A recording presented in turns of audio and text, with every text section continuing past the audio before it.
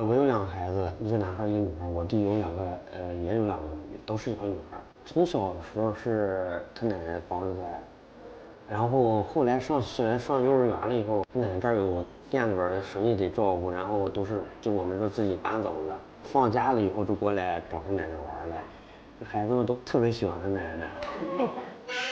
哎，你想奶奶了？奶奶想你了，寶貝兒。你想奶奶了吧？平時我和我弟也不是特別愛照相，然後呢，全家福就特別少。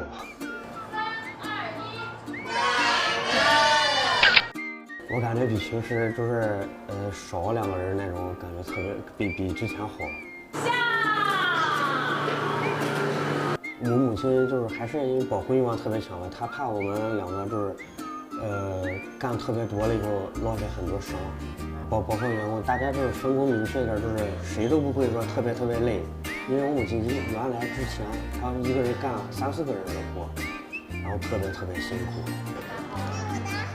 打好了呀，漂亮，好看。